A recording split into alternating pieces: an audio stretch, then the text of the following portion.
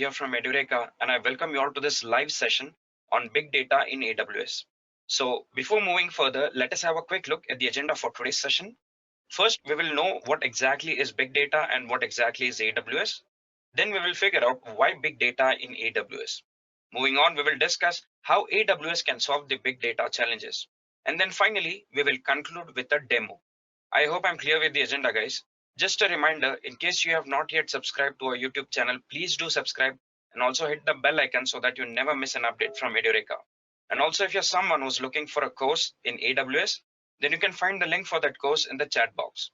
So before moving further, give me a quick confirmation whether you have understood the agenda and we are good to proceed further.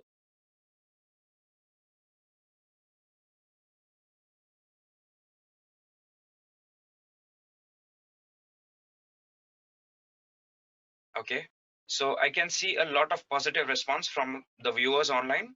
So let us begin with our first topic. What is big data? You can consider big data as high volume, high velocity, and or high variety information assets that demand cost-effective, innovative forms of information processing, and this enables enhanced insight, decision making, and process automation. So big data comprises of 5 important V's which define the characteristics of big data.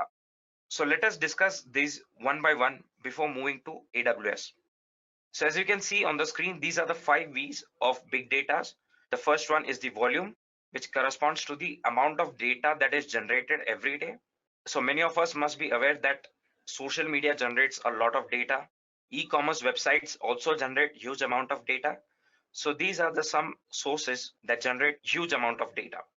And next is the variety of data. So it's not that data comes only in one format. So data can be structured, unstructured, or semi-structured. And the next V is the value. If you're not able to derive any value out of your data, then there is no use of such data. And the next V here is the velocity. So velocity here refers to the speed of data generation. And the final V in this big data is the veracity. So veracity is nothing but the inconsistencies and uncertainties in the data. So these are the 5 V's that are associated with big data. Now let us talk about what exactly is AWS.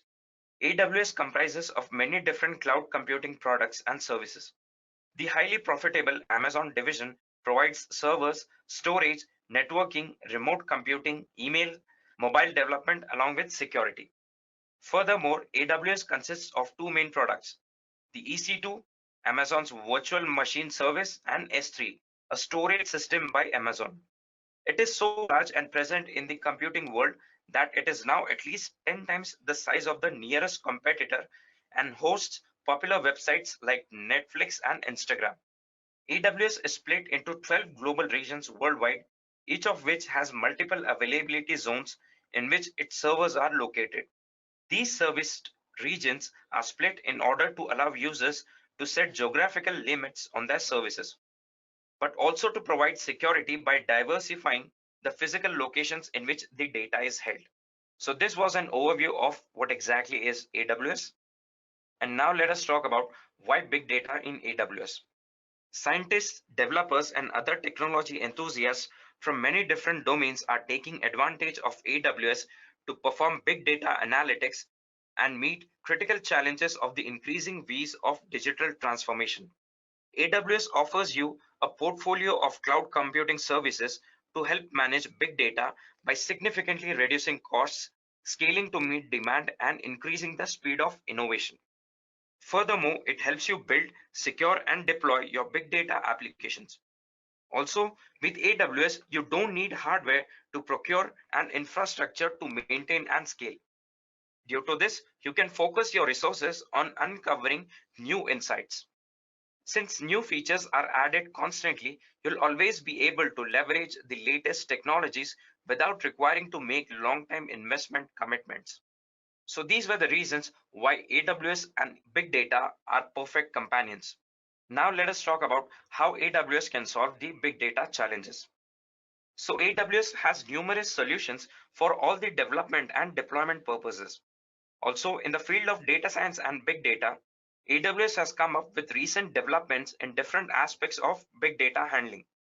Before jumping to tools, let us understand different aspects of big data for which AWS can provide solutions. So as you can see on the screen, these are the various services that are provided by AWS for big data analytics. The first one is the data ingestion. So data ingestion is nothing but collecting the raw data, which can be transactions, logs, mobile devices, and more. And this is the first challenge many organizations face when dealing with big data. A good big data platform makes this step easier, allowing developers to ingest a wide variety of data from structured to unstructured at any speed, from real time to batch.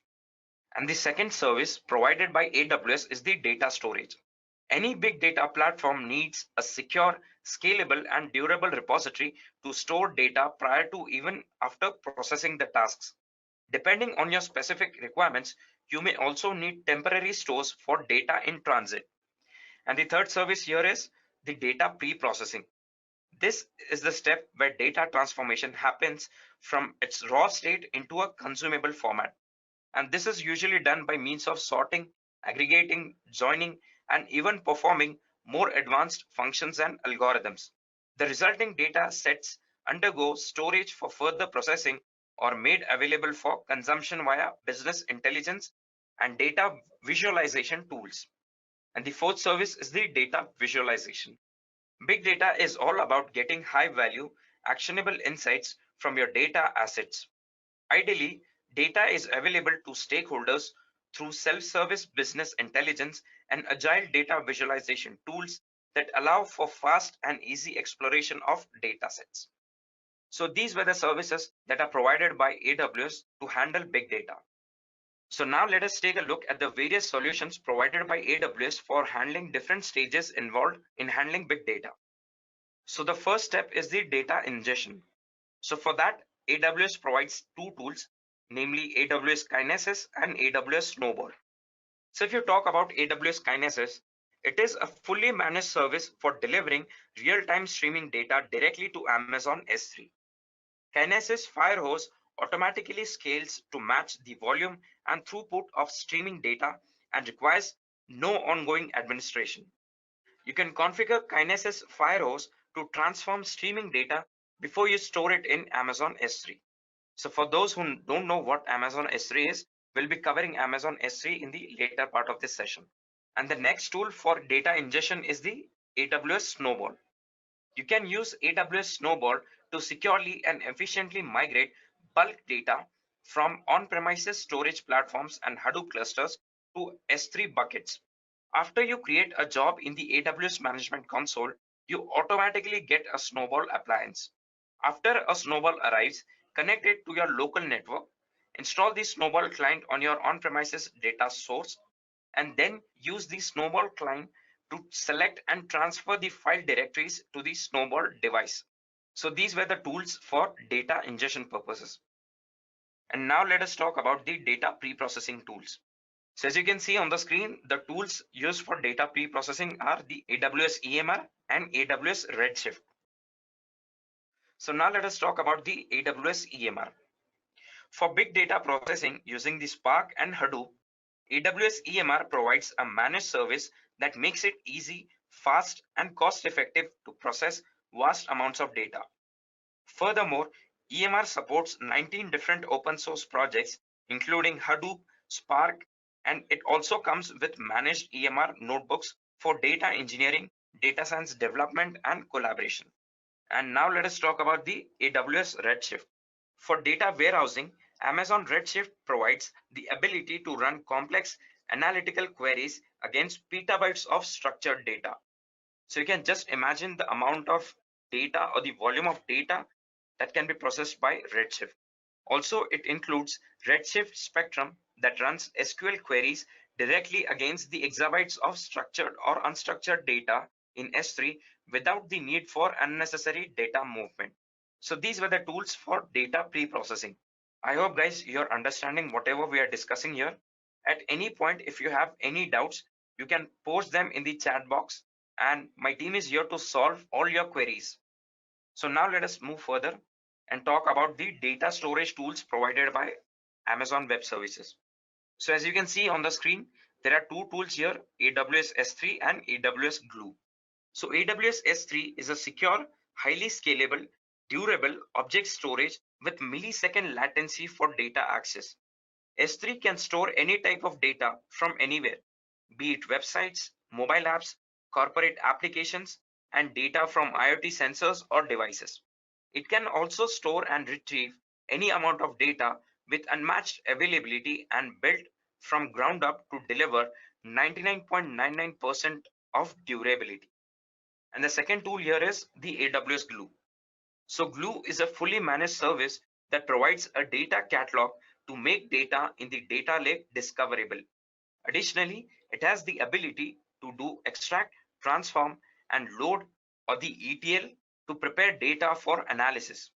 Also, the inbuilt data catalog is like a persistent metadata store for all data assets, and this makes all of the data searchable and queryable in a single view.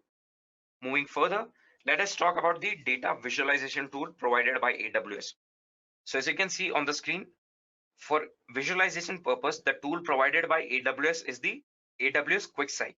So for dashboards and visualizations, AWS QuickSight provides you fast cloud-powered business analytics services. It makes it easy to build stunning visualization and rich dashboards. Additionally, you can access them from any browser or mobile devices.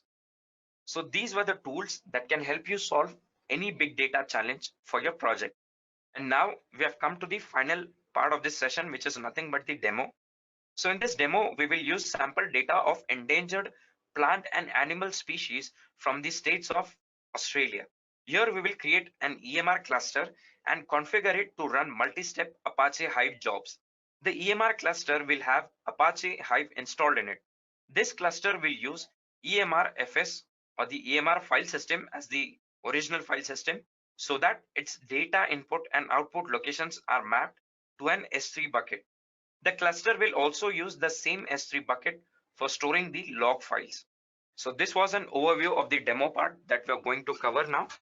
Okay, so before proceeding, guys, let me tell you, you need to have a free tier account of AWS for executing this demo. Okay, so first what we will do is, I'll just quickly show you the data set that we have. I'm going to share you the link for this data in the chat box. You can download this data from that link. So basically, these are the two CSV files. And as discussed, we are going to run Apache Hive queries on the top of this data. Okay, so these are the queries. So for that, I've created a text file and we'll just be uploading these text files on the AWS. Okay, so let me just show you how do you do this. So for that, if you sign into the AWS Management Console, here in the services, you can click on storage and here you should click on S3. So S3 will be using for storing our data. So once you come on the S3 homepage, Amazon S3 homepage, here you can see the option of creating a bucket. Okay, so now we will click on create bucket here, enter the name of the bucket, anything that you want. So say for example, my bucket and Edureka. Specify a region here. So I'll be selecting this one, Asia Pacific, Mumbai. And here you should click on create. So as you can see here, this bucket has been created, my bucket Edureka. So now click on this bucket and we have to create 4 folders here. Okay. So the first folder will be input for storing the input files. And after creating a cluster and running the queries, so whatever the output will be generated, it will be stored in the second folder, which is the output folder. The third folder is the log folder, which will consist the logs. And the purpose of log files is to debug the Apache Hive queries. Like if you're running a query and if there is an error in executing that query. So for that purposes, for resolving such errors, we can make use of the log files. And the fourth folder is the script, where we will store all our queries in the form of .q files. Okay, so let's just quickly create folders, 4 folders. First one is input, name the folder as input and click on save. Next, we will create the output folder, click on save. The third folder is the logs folder and the fourth folder is the scripts. Okay, so as you can see, these 4 folders have been created here. Now let us click on input and here we will upload our input files. So these are the 2 CSV files. Click on upload. So as you can see here, both these CSV files have been added here in the input folder. And now let us add scripts here. So for that, click on upload here, click on add files, and then you must browse all those. Okay, so there's also this file called log-aggregation.json file. I'll tell you more about this file in the later part of the video. And we must also upload this JSON file in the script folder. Okay, so once you select all these 4 files, the first 3 files are the queries that we're going to run, and the 4th file is the JSON file. Okay, so click on open here, click on upload. Okay, so as you can see here, we have added these 4 files here in the scripts folder of the Amazon S3 bucket. Okay, so now we are done with the S3 part of this demo. Now let us talk about the EMR. Okay, so here we are going to create a cluster. So for that, there's an option of create cluster here. You can name your cluster whatever you want. So say for example, my cluster Edureka.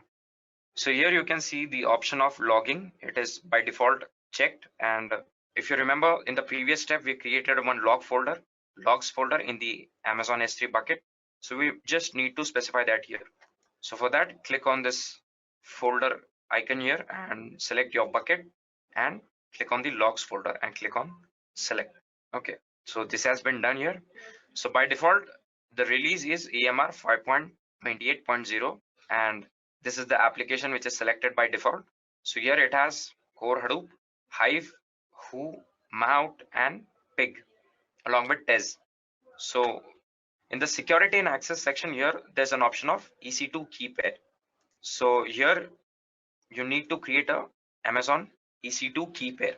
Okay, so if you click here on this link, learn how to create an EC2 key pair, it will show you the guidelines. Okay, so these are the steps that you need to follow to generate an Amazon EC2 key pair. So go to the Amazon EC2 console, click here, it will navigate to the EC2 console.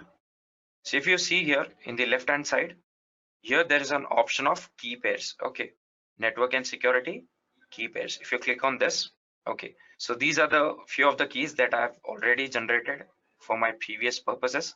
And now let's just create a new key pair. So for that, click on create key pair, and you can name the key whatever you want. My key, say for example Edureka. So you just name it and the file format. So there are 2 options here. One is the PEM or the PPK. So here I'm selecting the PPK, putty private key. Okay, so we will talk about this PPK or the putty private key in the later part of this session, and click on create key pair. Okay, so here as you can see, successfully created key pair, and this key pair has also been downloaded on your system. As you can see here, my key edureka.ppk. So this is how you create a EC2 key pair, and as soon as you create this key pair, you'll have this option of choosing this my key Edureka. So this was the key pair that we created just few seconds ago. So I'll just select this, okay, and click on advanced option here. So here mostly we will be going with the default options here. Yeah, so in this section, edit software settings, you have to click on the JSON, load JSON from S3. So if you remember, we had one JSON file which we uploaded in the script folder of the S3 bucket. So we just have to navigate to that and select that file. So you have to select your bucket here and go to the scripts folder and select this log aggregation.json file. So you just have to select this here and click on next here. So here in the step 2, which is the hardware configuration, we are going with the default options. Click on next. Okay, so I'll just quickly rename this my cluster Edureka and select the log folder. Once we are done with this, click on next. The 4th step is the security. Here we have to select the key pair that we created and click on create cluster. Okay, so creating cluster might take a few minutes. As you can see here, it is showing the message starting. So from starting it will proceed to running, and from running it will be waiting. Okay, so once it enters the waiting state, then we will add steps to this cluster to process the Hive queries. Okay, so the next step here is allowing the SSH access. For that, what you need to do here is, so this is the cluster homepage, and here in security and access, you just need to click on elastic MapReduce master. Okay, so this is the link for that. Just have to click here. Okay, once you click on that, you have to select the master here, elastic MapReduce master. And here, as you can see, you have to click on the inbound tab. After that, click on edit. So here, what you need to do is click on add rule here and select SSH from this option type. And by default, it will be TCP and the port range will be 22. And here in the source, you have to click on my IP. Okay, so your system's IP will appear here and you have to click on save here. So once this is done, you can do it same for the slave as well. Okay, so normally what happens in real time, cluster is nothing but, there's one master and multiple slaves. So the cluster that we have created here, it has one master and two slaves. So normally what happens is slave is a different machine and master is a different machine. But in this demo here, the master and the slave is the same machine. Okay, so optionally you can configure the slave as well, just as you configured the master. Okay, so it is optional. And once you're done with that, you have to click here on SSH. Master Public DNS is an option of SSH here. Once you click here, okay. So here, depending upon the operating system that you're using, there are a few steps that you need to follow. And using this step, we can connect to the master node using SSH. Okay. So if you have Mac or Linux, you can follow these steps. And if you are using Windows OS, you can follow these steps. For that, you'll be needing one application called Putty. And the link for that has also been provided here. Just go on this link and download this application. So I've already downloaded this on my system. So what I'll do is I'll just quickly open that application, PUTTY. So here it is asking for the host name or the IP address. For that, you have to select this, Control C, Control V. So once you're done with this, click on the connection here. After clicking on connection, you can check this box, enable TCP, keep alive, and then click on SSH. Here you have to click on the authentication tab here. And if you remember, we had generated one PPK file or the EC2 key pair. You just have to browse here that key from the downloads. My key Edureka was the name, and you have to select here. Okay. And here you have to click on open. Okay, so once you do that, you'll get this message here, security alert. Just click on yes.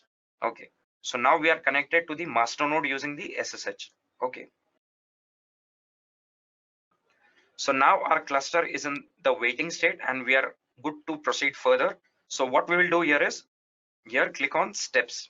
Okay, so basically we will be running our Hive queries here. So for that, click on add step in the step section.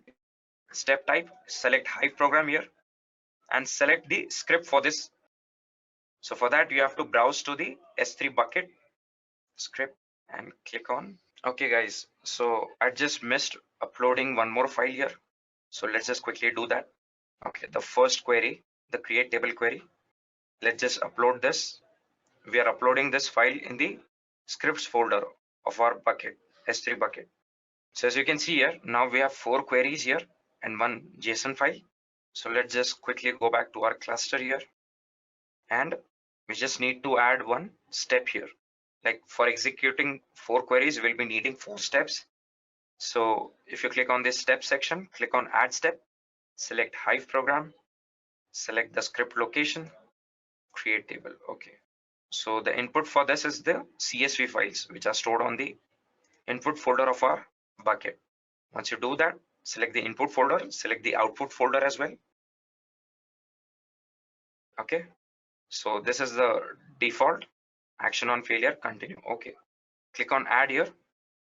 So running this step might take a few seconds. As you can see here, the status is pending. And once this status turns from pending to completed, we will add remaining steps in a similar way.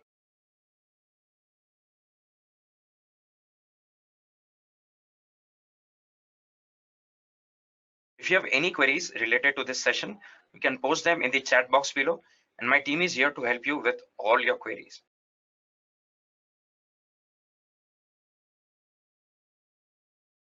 Okay, so as you can see here, the status has changed from pending to completed. So similarly, for remaining queries, you have to add steps in the similar way. Select Hive program, select the script location, the input and the output.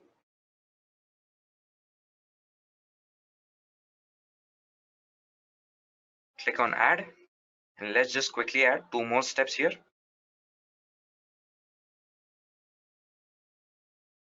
And we will also have a look at the output after these queries are successfully executed. I'll show you how do you view the output of these queries. Okay, so now let us just quickly select the input and the output.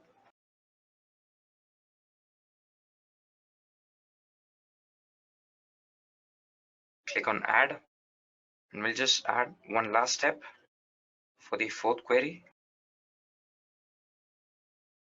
Okay, so as you can see here, two queries have been successfully completed, and the status of the remaining two queries, one is pending and one is running. Okay, so if you refresh this, okay, so as you can see here, we had four queries and all the four queries have been successfully executed. Okay, so this is how you execute your Hive queries on the top of your data using the EMR cluster. So guys, with this, we have come to the end of this session on big data in AWS. And I hope you have enjoyed this session and you have understood whatever we have done here. If you have any queries related to this session, you can post them in the chat box below, and my team is here to help you with all your queries. So that's it from my side in this session. Thank you so much.